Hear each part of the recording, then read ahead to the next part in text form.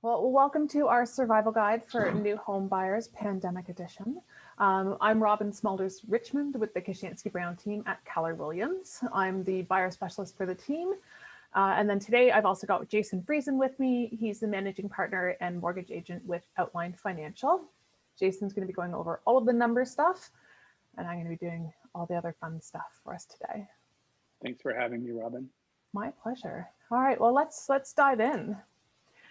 So, quick outline of what we're going to be covering today in our conversation. We're going to be looking at the benefits of home ownership versus renting, understanding the GTA market and mistakes to avoid, market trends, budgeting for your purchase, preparing to buy, lending options, first-time buyer incentives, choosing the right realtor, paperwork on the offer process, and then questions and answers. You're welcome to put your questions into the chat box, but we're going to save the answers until the end. So feel free to ask them now, but we're going to answer them a little later. And feel free to speak up. You know, the more you participate, the more you're going to get out of today. And I'm sure there's going to be questions that come up that we haven't thought about covering. So let us know. All right, benefits of owning versus renting. Jason's going to be talking a little bit more about putting rental money towards a mortgage and how that works out. But a good example is a client I worked with last year. They were looking at about the 900,000 range for a house in the Durham region. And we were searching for a while, and they had a baby coming, and they were feeling pressure to make a commitment. So they decided, you know what, let's just rent for a year. Let's put buying on hold. And I said, is that really the best idea? Like, let's talk about the numbers involved here. If we look at a monthly rent of, say, $2,500, and $2,500 in Toronto is not going to get you a lot, but decent place, that's $30,000 for the year that you've put towards your rent. If the market goes up even just 5% year over year, based on a $900,000 purchase price, that's $45,000 next year that you're behind in the market. So 30 you've lost in rent, 45 you're behind in the market, that puts you behind $75,000. So just something to be careful of. We've seen it a few times, unfortunately, when people decide to continue to rent and they end up getting priced out of the market because they don't have the money to get in at the time, and the market continues to grow, or they feel they don't have the money to get in at the time. Building equity in your home, again, even if there's just a modest increase of 5% year over year, plus you do extras for improvements and updating the home, that's a great return. You're building equity in that home. The continuous price growth in the Toronto market also makes it a really good long-term investment. Toronto being an appealing city with really good immigration and people moving here for jobs and students and just even people in the city just expanding, growing their lives, growing their families, it's always a good place for investment. Stability.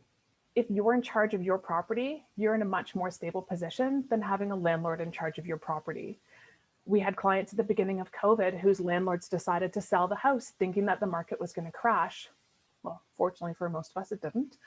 But they were out. They were given 90 days notice and they had to go and find another place. And whether it's a matter of trying to now buy a place with very short notice or trying to get into a new rental that might have higher rental rates, it was really difficult. So at least owning your property, you are in charge, you're in control.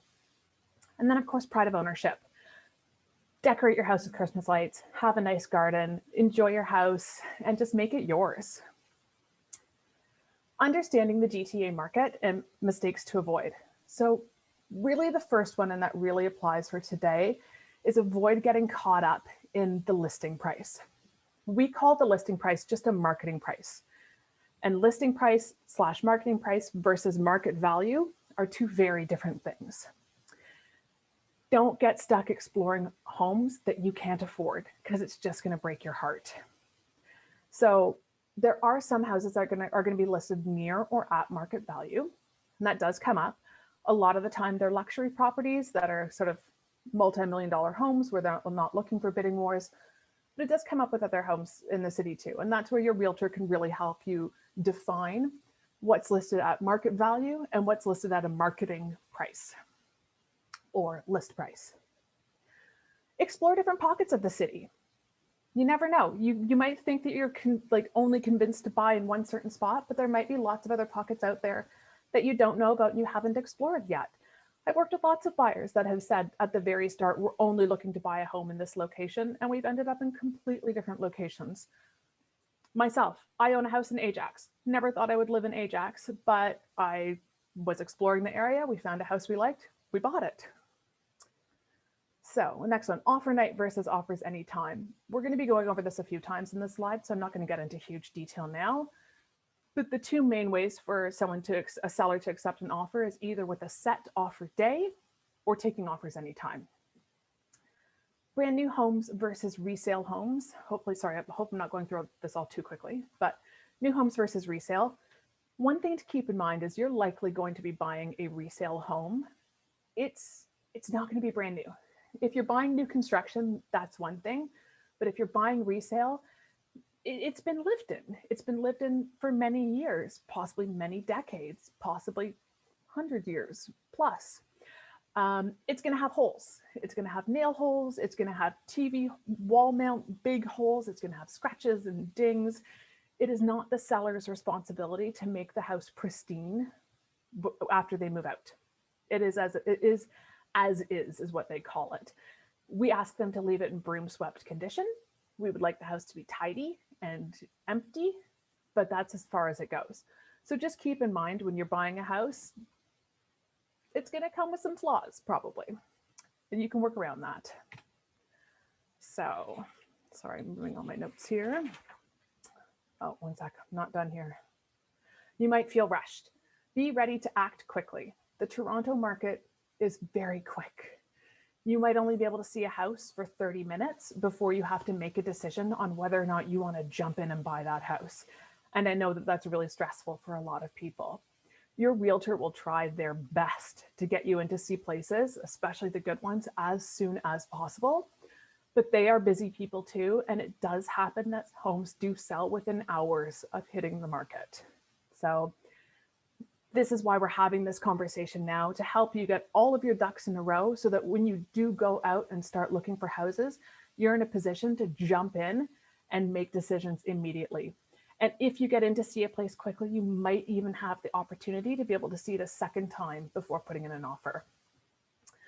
Home inspections, whether or not to get a home inspection and what is the benefit. Home inspectors are fantastic professionals, but there is no licensing standard. So you need to be sure that you are using a good quality home inspector. And of course, realtors can help you choose a good one for that.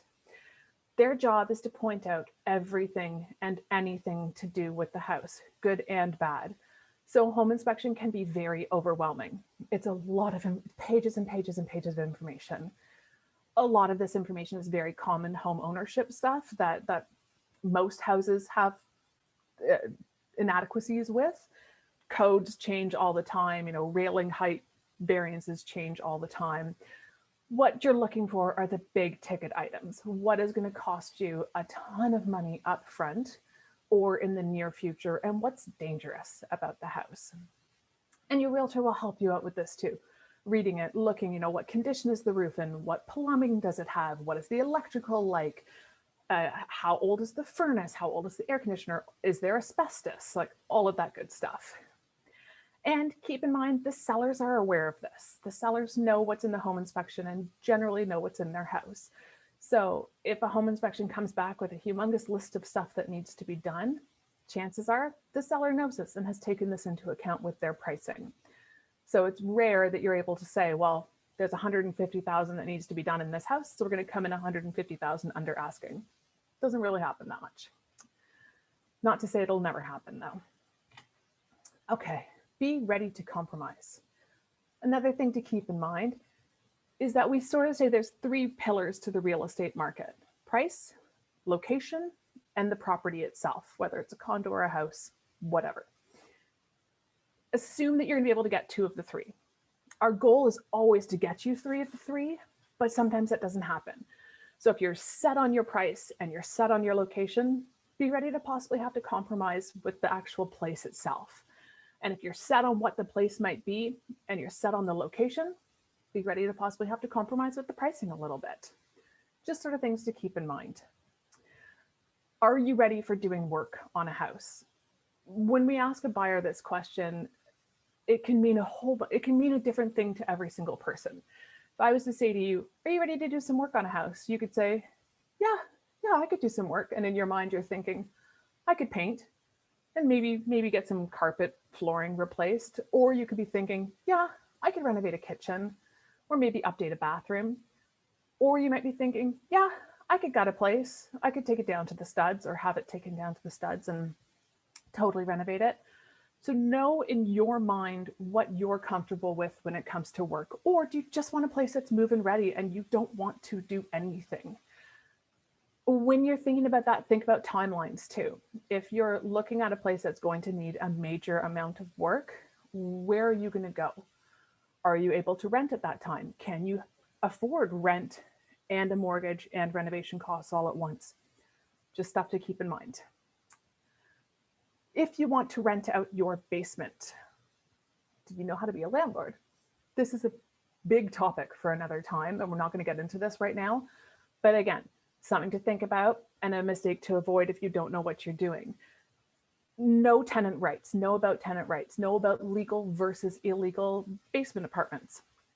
Most of them in Toronto are illegal. Is that important to you? Do you need to make it legal? Do you want someone living in your basement? Do you know how hard it is to evict bad tenants? Just be aware of it. And there's no time for buyer's remorse. There's no time for buyer's remorse in resale. When you buy new construction, there is a cooling off period for a few days. In resale, once that deal is firm, the house is yours. Well, until it closes, but the deal is yours, we should say. So make sure you're making informed decisions during your buying process. And then the good old, when's the best time to buy? We joke that the best time to buy was yesterday and the next best time is today, because you can't time the market and you don't know what's coming. And the way that Toronto market generally, or the GTA generally trends, is upwards. So I'm going to hand it over to Jason and he's going to talk some stats for us. Sorry, I had a bit of a coughing fit earlier, That's so I put okay. you on mute. So just 1 second here. So yeah, I wanted to take you through just kind of understanding what we've been seeing from a price perspective in Toronto and why, you know, if you're thinking about getting into the market, to Robin's point, you know, now is the best time to look, because if the plan is to save up a large down payment or wait for the right time, there's a chance that you're going to end up pricing yourself out of the market.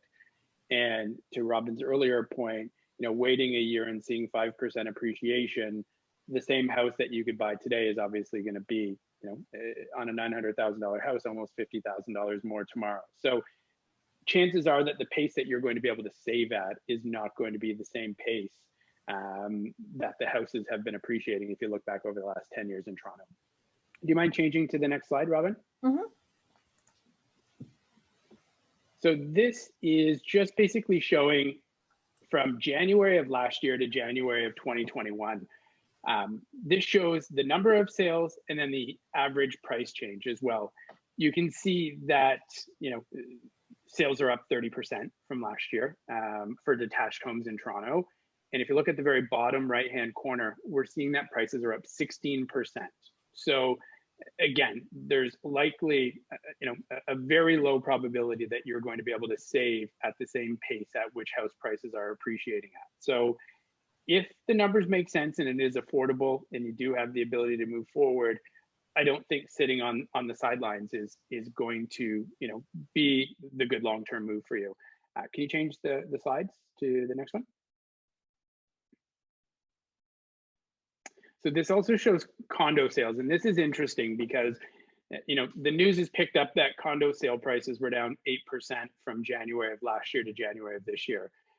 When you look at the distribution of the prices, you can see that in the band between 500 and 749, which is where most condos transact in Toronto, prices were pretty much flat.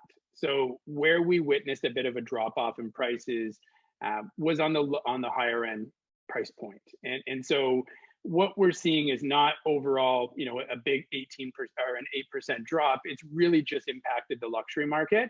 And that also has to do with the number of transactions also being down as well, driving down that average. Jason? So yeah. Jason, sorry, just a real quick point. A couple of people have mentioned that it is hard to see the numbers that are on screen. Is it possible to maximize that slide just a little tiny bit? Maybe minimize the photo of the CN Tower? Is there any way Are you able to do that, Robin? Robin, you're on mute. Yeah, classic, right? All right, let me just escape out and I'm going to change this a little bit. We Sorry, will guys. also be sending this out to everyone that's attended as well. So that's something to keep in mind, is that we will also share all of these slides with everyone. That's great. Just wondering if I can blow this up. That's fantastic. That If should you're work. not live with us, you're watching the recording of this session, then please make sure just to send us a message if there's any other information that Robin can provide for you. Sure. There we go. I won't go back to the Perfect. other slide, but at least Sure. for this one you can see. Perfect. You're Thank you. seeing a couple considerations here. One is you can see the number of transactions. So, talk of the condo market really, kind of being in trouble is overstated.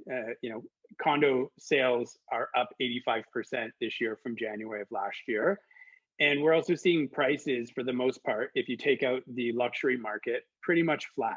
And we'll have obviously February stats that we can share, next month, but we've noticed a trend of the number of listings decreasing from November to December to January. And so, we're seeing tighter supply now. I think it's safe to say that we're starting to see a bit more of a shift to a bit closer to a seller's market than it was in months past. Do you want to go to the next slide, Robin? So this, do I wait to save more money or do I jump into the market? And we touched on this earlier. A lot of clients think that they need to wait to save, to not have to pay CMHC. So just let me explain the difference between a CMHC and a conventional mortgage. A CMHC mortgage is a mortgage where a borrower doesn't put 20% down, so they have less than 20%. They have to secure government high ratio mortgage insurance. And what that basically does is it backs their loan with the bank. So if you stop paying your mortgage and the bank has to foreclose on your house, CMHC will step in and cover any losses for you. So when a client has less than 20%, they're obviously a risky investment to a bank. So in order for a bank to lend at an attractive interest rate, lenders are required to secure mortgage insurance. So once you hit 20% down, you have what's called a conventional mortgage. And a lot of borrowers want to save until they hit that 20% mark. But as we've been showing with detached houses and prices going up year over year, you are likely better off getting into the market with a lower down payment and paying the CMHC premium versus waiting until you have that 20%. The same house today will end up costing you, depending on how many years you wait, you could be, $200,000 more if you have to wait 3 or 4 years to save up to that amount. So there's a few considerations with CMHC. The considerations are that you cannot purchase a home with a purchase price at $1 million or more and get mortgage insurance. So if you're buying below $1 million, you can put less than 20% down. But once you hit that $1 million mark for a purchase price, you must put 20% down. So the ability to use a CMHC mortgage is not available to you anymore. The minimum down payment requirements are 5% of the first $500,000 of purchase price and 10% of any amount above that. So for someone purchasing a $750,000 house, for example, they would need to have a $50,000 down payment as a minimum. As you put more money down, the mortgage insurance premium decreases. So at that minimum down payment requirement, you're going to pay the highest mortgage insurance premium. 10% down drops you down another tier, 15% drops you down another tier, and then when you get to 20%, you again have what's called a conventional mortgage. We touched earlier on just getting into the market versus waiting to have that larger down payment. And if you are in a position that you can come up with that down payment, either the minimum down or the 10%, now may be the right time to buy. It's also about climbing the property ladder. So it doesn't, if you're a first-time buyer and you're looking to buy a house, you don't have to necessarily buy that $1.5 million house for your first home purchase. Getting into the market, building up some equity through principal pay down and then just appreciation in the market will allow you to then potentially down the road flip that property into another property. So it's all about getting in somewhere and building up some equity. Then again, we touched on this with the rate that you can save at versus the rate of appreciation in the real estate market. When you're talking about a house appreciating, $1 million house appreciating 16%, saving $160,000 a year is not something that's likely going to be feasible. So again, there is a benefit to getting into the market. And there are several factors that you have to consider, obviously affordability and making sure it fits into your budget. But if you're in a position now that you can get in and you have enough of a down payment to hit the minimums, whether it be 5 or 10%, then there is a benefit to getting into the market, especially when you're seeing appreciation like this on a year-over-year basis. And also discussing where interest rates are at. Another reason why it may be to your advantage to get into the market is that interest rates are at all-time lows. So we've got interest rates in the mid 1.5% range, and when you're looking at that from a historical perspective, over the last 20 years, fixed rates for a 5-year fixed rate, the average 5-year fixed rate is actually closer to 5%. So we're talking about rates that are substantially below that. Obviously, lower rates mean a lower carrying cost. So where rates are headed is really anyone's guess. There has been a little bit of an uptick on interest rates over the last couple of weeks. The market has been very volatile over the course of the last year, but I think it's safe to say that, at least for the medium term, we will likely see interest rates head up towards the end of 2021.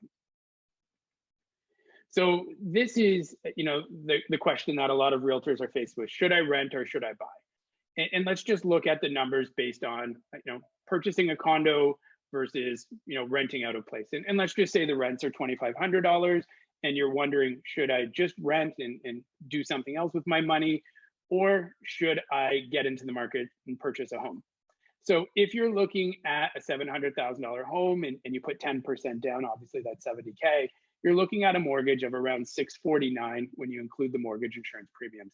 That works out to a monthly payment of $2,650 a month. On top of that, you need to factor in that you will have condo fees and you will have property taxes. So your carrying cost will be more than the rent, but the big number to take away from that is right off the bat, $1,750 a month plus are going towards the pay down of your mortgage principal. At the end of the 5 years, that $700,000 house that you purchased is going to have a mortgage of about $540,000 outstanding.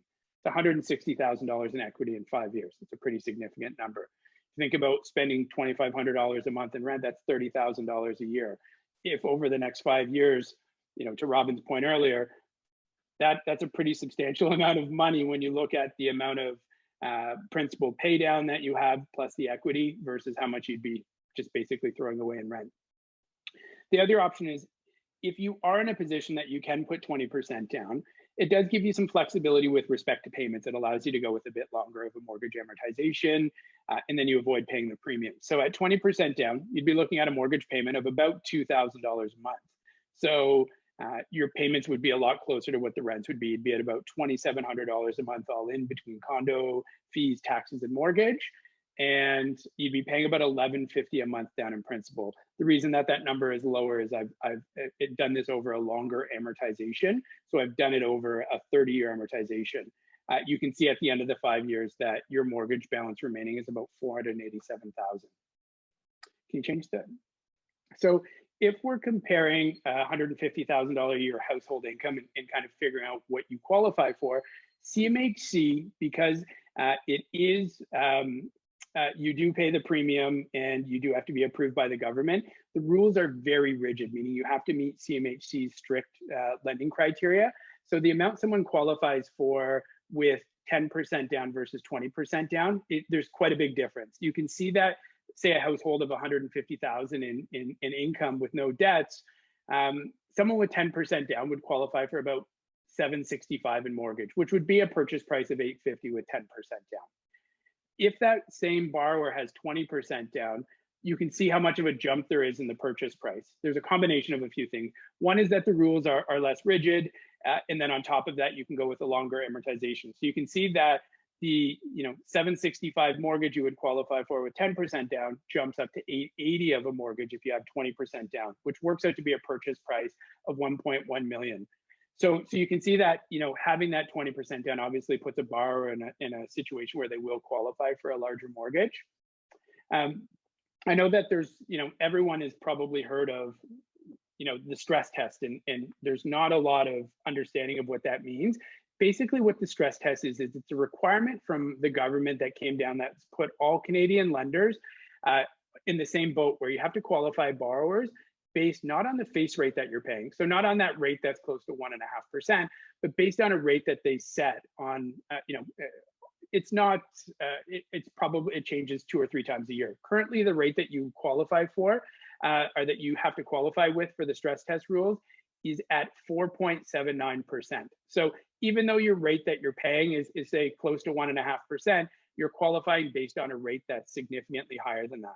The reasoning behind that is that if a borrower can qualify at the stress test rate, if that stress test rate basically means that they have been put in a situation that if interest rates do move up down the road in the future, so whether or not they're in a variable rate or if they're in a fixed rate and they're up for renewal 5 years from now, the banks have done this test to show that they will still be able to manage and afford a mortgage at that time. So the stress test rules do obviously have an impact on the amount you qualify for, but I also find that they also keep people in check.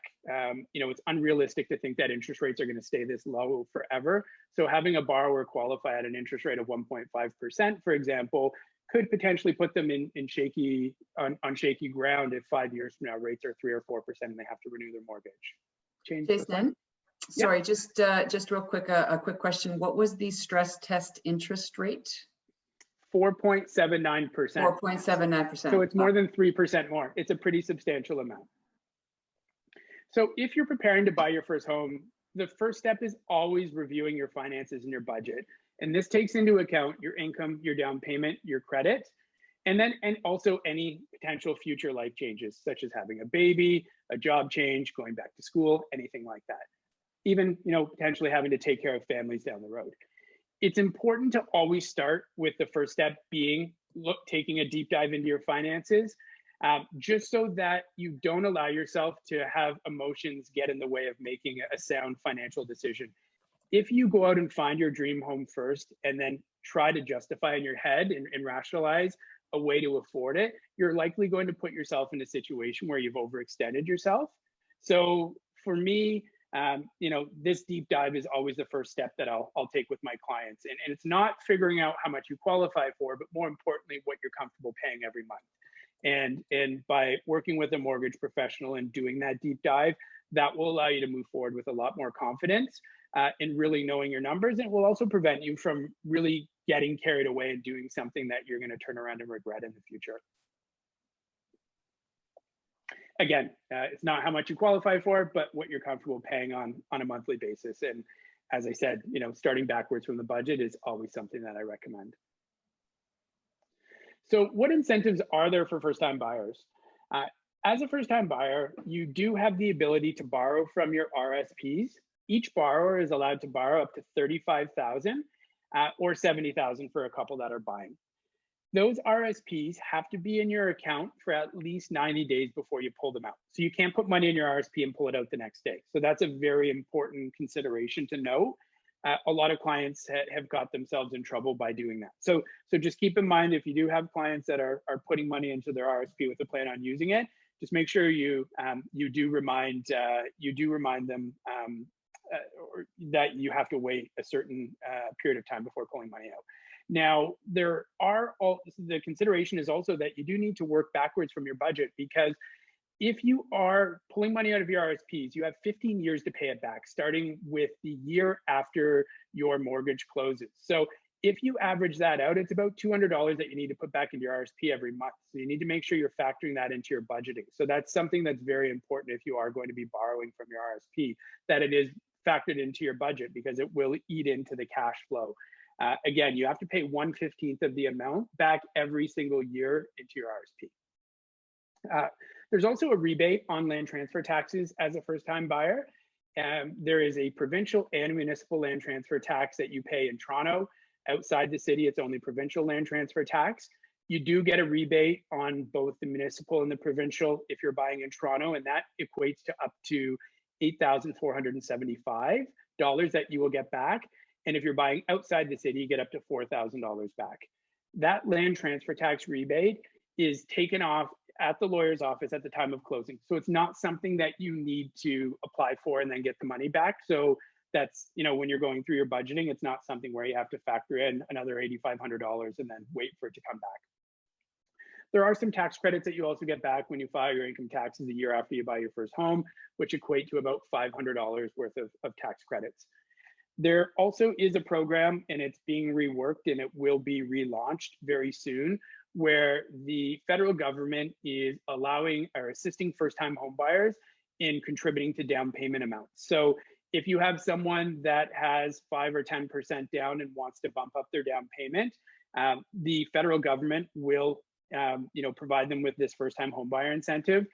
The information on it is still coming out. It was announced in the budget last year, and it still hasn't rolled out with any lenders.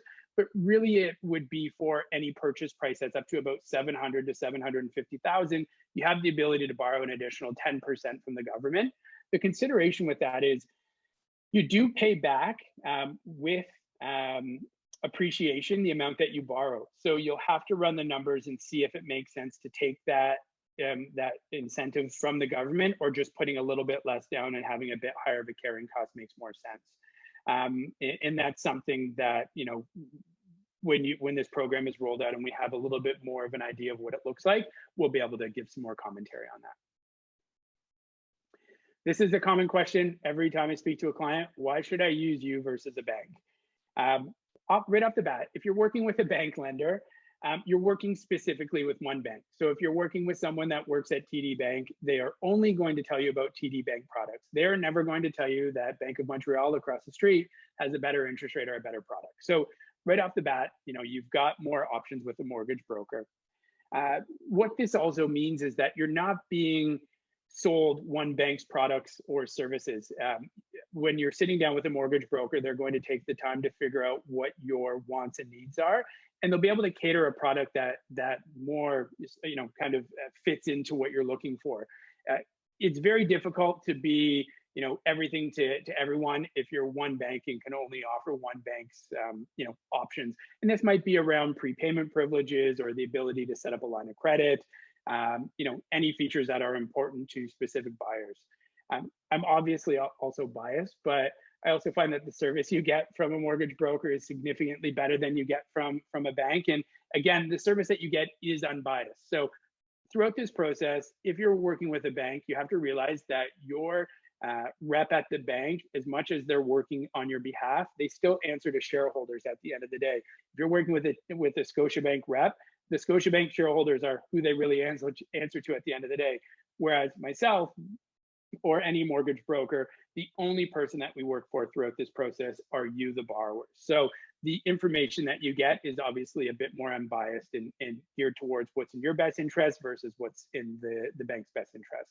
I'd also say that 9 out of 10 times the interest rates you're able to get with a mortgage broker are better than you can get by walking into a bank. And I know this is something that doesn't make a lot of sense to a lot of clients. How can you get paid and still get me a lower rate?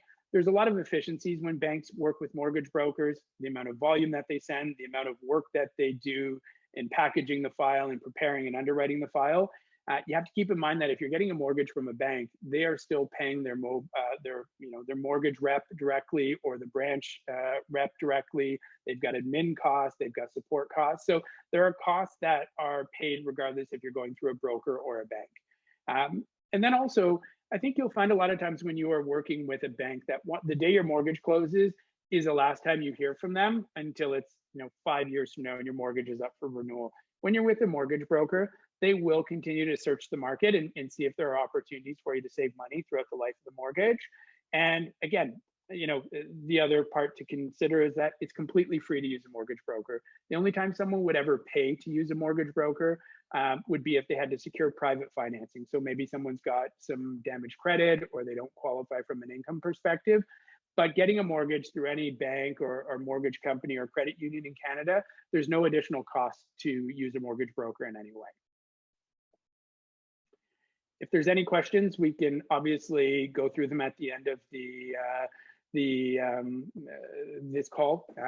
After Robin's done speaking, we'll have a Q&A session so we can answer any questions. I'll also answer some questions in the chat while Robin continues. Jason, maybe before we do that, there was one sort of heated question is for the 5% down. There was a question on whether or not 5% down is still available. I know you addressed it. I think maybe they just crossed paths with you. Yeah, sure. 1 second here. So with the down payment requirement, you can only put 5% down on the first 500,000 of purchase price. So it's in between 5 and 10% as the minimum down payment if you go above a 500K purchase price. So if you were buying a place for 700,000, you would put 5% of the first 500,000, which is 25K, plus 10% of any amount above that. So another 20K. So it would be 45,000 as your minimum down payment. The 5% changed a few years ago. CMHC wanted to make sure there was a bit more equity in the property. So it's somewhere in between 5 and 10% as a minimum down payment. Thank you. Thanks. Are we good to keep going, Irene? Okay, cool, perfect. Thank you very much, Jason. We'll Thank you. Circle back to mortgage questions at the end. Perfect. All right, so choosing the right realtor, someone who ... So it's important that when you're looking at getting a realtor that you're choosing the right person to work with you. You want someone who is proactive, not someone that's just going to set you up on a search and then let the search run, and then you kind of have to be the one flagging properties and doing all the legwork. Sure, there might be an instance where there's a property that comes up that your realtor didn't see. Maybe it's outside of the search area you talked about and you want to bring it to their attention. But you want a realtor who's going to be actively looking at properties for you daily, looking at the coming soon options if they're coming through on our exclusive system, reading home inspections, and really doing as much research as possible for you. You want them to do showings with knowledge and not just open a front door and let you walk around a house. You do want someone that fits with your personality. This seems like a no-brainer, but I feel like a lot of the time people feel pressured to use someone that they're told to use, their parents' realtor, their friend's realtor. Work with someone who you're comfortable with and who understands what you want and you need. You're going to spend a lot of time with this agent and you need to be able to trust them and like them. You need to be able to like them. You want a realtor who understands the market. They don't have had to have been in the industry for years and years. They could be a new agent who's super eager and keen to work with you, but they just need to know what they're talking about, know the market, know how they're representing you in offers, know what's happening. We have clients ask if we can represent them all over Ontario, and a lot of times we feel more comfortable referring them to agents in Prince Edward County or Windsor or Muskoka, because we don't know those markets as well. And we feel more comfortable with them working with an agent who does know those markets. Work with an agent that does this full time. Don't work with somebody that just got their license because they wanted to sell their parents' home and make some commission or wanted to get a discount selling their own home. You want an agent who is dedicated to real estate as a full-time job. Full-time career. Someone who has this as a profession and not just a side job. Make sure that your expectations of what you expect from the realtor are known from the start, and they in turn should let you know their expectations of you as a client. We encourage you to interview a few realtors. You don't have to use the first person you're told to use. There are over 57,000 realtors in the Toronto Real Estate Board, and there's a lot of agents to choose from. Having a real estate license doesn't automatically mean that every agent is knowledgeable and competent to look after your best interests. So yeah, interview your realtors. Paperwork and the offer process. We're going to go through this a little quickly because it's kind of boring. And to be honest, when you actually get to the offer work process point in your search, your realtor will go over this all with you. When it comes to buyer documents, there are two buyer documents: the buyer representation agreement and working with a realtor. Both of those documents outline the relationship with you as a client, between you as a client and the listing brokerage and the agent you're working with. So knowing that you're working with each other and understanding that relationship. When it comes to the offer itself, the main document is the agreement of purchase and sale. This has the contents of all of your offer information, including the price that you're going in at, the closing date, your deposit amount, all of that. Included in that document is Schedule A that has your terms and conditions on it. Do you want a home inspection? Do you want a condition on financing? Is it a condo? Does it need to have a condition on status certificate review? All of that you put on your Schedule A. Schedule B is the seller's terms and conditions. Generally, it's pretty straightforward, but sometimes they ask for odd things here and there. And then the confirmation of cooperation and representation. This outlines which realtor is working with which client, listing agent working with buying or selling client, buyer agent working with buying client, buyer client, unless it's multiple representation, which we'll talk about in a second, and how the seller is covering the buyer's agent's compensation. Offer night versus offers anytime. We talked about this before, we'll touch on it again. Having a set offer date, usually it happens around 1 week after the listing comes to the market, and it's usually going to end up with competition on the offer. The whole point of it is to get as much interest in the house and then have a set date when everybody can come and submit their offers all at once. Offers anytime generally means the house is listed at or near market value. And sometimes there can be room for negotiation at this point too. All offers are confidential. No agent will ever know the content of another offer, whether it's price, terms and conditions, closing date, deposit amount. It is all strictly confidential. And when it comes to offers, it's not always about price. Sometimes the two offers are close to each other and are around the same price, but one offer is firm with no conditions on it, or one offer has a higher deposit. Sometimes the seller will go with those. So it's often about price, but not always. So keep that in mind. Multiple representation.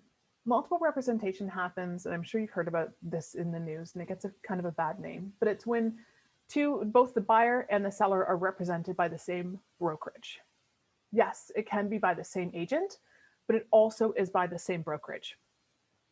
How our team handles that, we're lucky enough to have a few of us on the team. So a good example would be Irene would represent the selling client and I would represent the buying client. And I am treated like any other agent that's coming to the table that offer night. I have no extra information about any of the other offers. I am privy to the same information about the seller's reasons for selling and the information given about the house. There's no inside scoop. It's just, we keep it as fair as possible. Same thing as some people think you get advantages by working directly with a listing agent. That is not true. There's no difference working directly with a listing agent instead of using your own agent. And if there is a difference, that's not good because that's not legal. So let's just move my notes along here.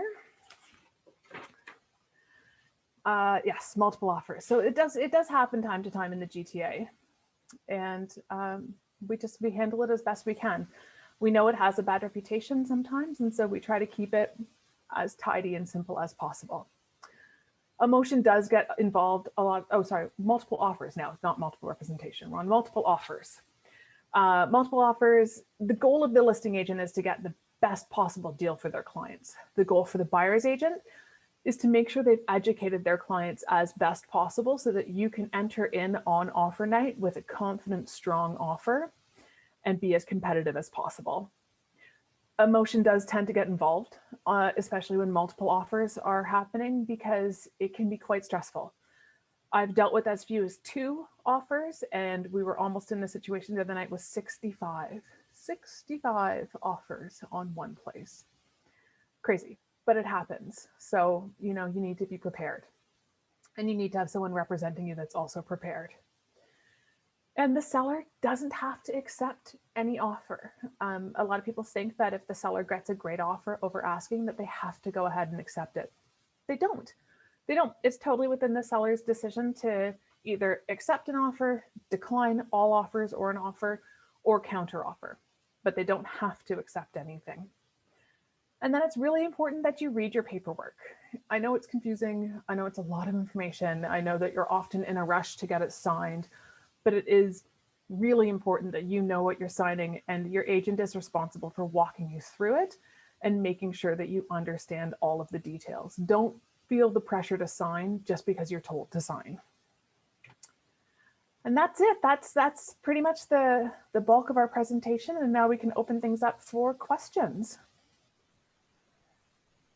So thank you everybody in advance. And let us know what you want to know. We've got one here for you, Robin. Yep. What is the coming soon system you mentioned? Coming soon. You will see signs around the city on houses that say coming soon. So the main system that people can register those coming soon one is called Broker Bay. And we as agents get daily emails from Broker Bay of new listings that have been entered into the coming soon system. What coming soon means is the listing agent has signed paperwork from that seller. They're just not ready to put it on the public market yet. Sometimes in these instances, the person is never putting it on the public market. They just want it only in the exclusive system. They don't want it advertised to the public. That's their prerogative. And sometimes it's just that the house is getting ready. Maybe they just need to tidy things up a little bit and they're letting everybody around them know, hey guys, this is coming, so get excited. And us as realtors can give that listing agent a call, ask, what the coming soon price is, ask if it is coming to market. Are we allowed to get in and see it before it comes to market? Is the seller open to selling it before it comes to market? And yeah, access listings that way too.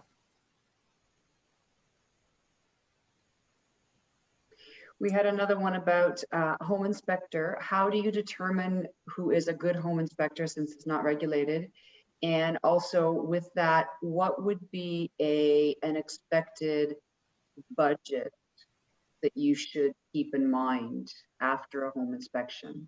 So the difference between, those really big fees that you might not expect and something that's regular maintenance. Sure. So first part of the question, to get a good home inspector, the first point of call should be your agent.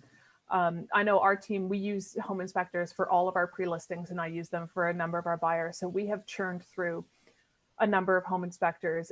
We know when we see a good report, so we've got a good connection to set people up with great home inspectors, but you can interview them. You can ask to see copies of their reports. You can ask to see what sort of work they produce. And trust me, as soon as you get 4 or 5 different home inspection reports, you'll be able to see right away what's thorough, what has pictures, what has information on it, and you'll be able to tell quickly. Yeah, Jason? The other consideration is they can only see what they can see. Yes. Meaning they can't see behind the wall. So you just need to be mindful of that. Even the best home inspector has no idea what's behind the walls. They're not allowed to open that. So there is a bit of a leap of faith. But if you start to see problems that are visible, it leads you to believe that there's probably more problems behind the walls. And it'll be a good indicator that there are other things you just can't see.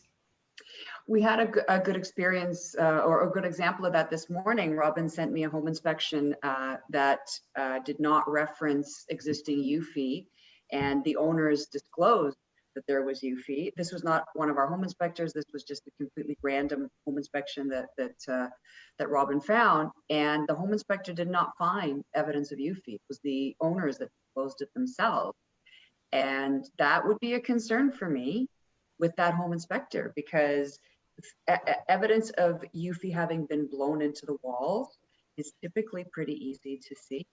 Maybe want to explain to what UFI is as well? Yeah, so UFI is urea formaldehyde. It was used in the 80s, I think that was when this home had it done. And it was a type of insulation that then started getting a bit of a reputation to be almost kind of like asbestos, like bad to breathe in, bad for the air, bad for the environment. It's been found to be more of a stigma than it is an actual hazard. Houses with UFI are not going to 100% give everybody cancer and lung disease and stuff, but it is a remaining stigma. So people want to know if it's there and want to know if it needs to be removed. So adding on to what Jason said too about home inspectors only being able to see what they can see, another example of that is if it's a hoarding house, or if it's a house that has really, really messy tenants, home inspectors aren't going to be able to move all sorts of stuff. They're not going to, they aren't going to move belongings from the basement so that they can see basement walls and check for moisture and stuff. They're doing the best they can in the circumstance that they can, but trust me, 99% of the time, it's way better than anybody with an untrained eye can see. So it's good to keep that in mind. When it comes to costs, the home inspector themselves normally budget around $500 for. And then when it comes to costs after the inspection, that can be such a sliding scale. People generally say to estimate around 5 to 10% of your home value every year for general maintenance and improvements and upkeep and updates. I don't think anybody actually does that, but it's hard to know. I've read home inspections and I've walked away with being like, you might need to do like a couple little things and it might come to like $1,500, $2,000. And then there's other home inspections where I'm like, holy crap, this is hundreds of thousands of dollars worth of stuff. Like there's no way to know what a cost is going to be until you read the inspection report. Sometimes the inspectors are really nice about also including price estimates with the problems they see, but it's impossible to give a number. Karen had a question about cash buyers or self-employed, two different segments. Self-employed has been the hardest hit segment of the mortgage market from a financing perspective. They have always had the most challenges. Anyone that's ever tried to get a mortgage and is self-employed knows. Any credit for that matter, anyone who's self-employed and applies for a car loan or a loan or anything, there's always more challenges. But the self-employed segment of the market has definitely been the hardest hit through COVID. I would suggest if you are thinking about buying and you are self-employed, right now 2020 income taxes are not due. And if you're in an industry that's been hit hard, you still will be able to qualify based on your 2018, 2019 income.